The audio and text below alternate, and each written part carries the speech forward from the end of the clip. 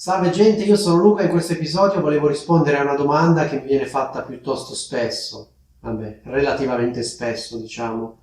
La domanda è la seguente: Luca, ma si dice tagliare la corda oppure tirare la corda? La risposta è si dice in entrambi i modi, tuttavia sono due modi di dire con significato completamente diverso. Partiamo da tagliare la corda, che è più semplice da spiegare. Tagliare la corda vuol dire scappare, molto banalmente vuol dire fuggire, scappare. Per esempio, appena hanno sentito la sirena dell'auto della polizia, i rapinatori hanno tagliato la corda.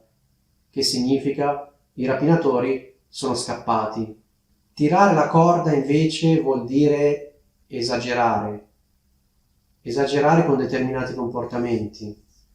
E di solito l'idea è quella che se si tira troppo la corda, poi la corda si spezza. Di solito il modo di dire tirare la corda si usa nel contesto in cui magari c'è una persona che esagera con dei comportamenti, noi magari permettiamo a questa persona di fare determinate cose, però questa persona di volta in volta, diciamo, esagera sempre di più, e allora di solito in questi casi diciamo guarda che a furia di tirare la corda, poi la corda si spezza, cioè tu esageri, tiri la corda ogni volta un po' di più, un po' di più, un po' di più, però poi arriva quel punto in cui la corda si spezza, che significa che la persona vittima dei comportamenti, oppure la persona a cui questi comportamenti non piacciono, poi si spazientisce, cioè perde la pazienza e si arrabbia. Quindi l'idea di questo modo di dire è che certi comportamenti, se poi si esagera, va a finire che l'altra persona, diciamo, perde la pazienza. Perde la pazienza oppure semplicemente si stanca di noi, nel senso che poi non ci vuole più vedere, non ha più interesse a vederci, eccetera, eccetera.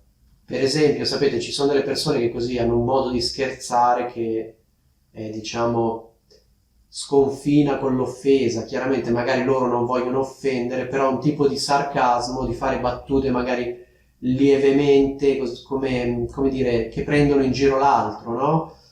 E vabbè, chi ha il senso dell'umorismo le capisce, altre persone magari sono più suscettibili, più sensibili e magari si offendono. Allora quando sentono queste battute dicono, magari possono dire guarda che stai tirando un po' troppo la corda, significa guarda che stai esagerando, cioè io te lo dico che stai esagerando.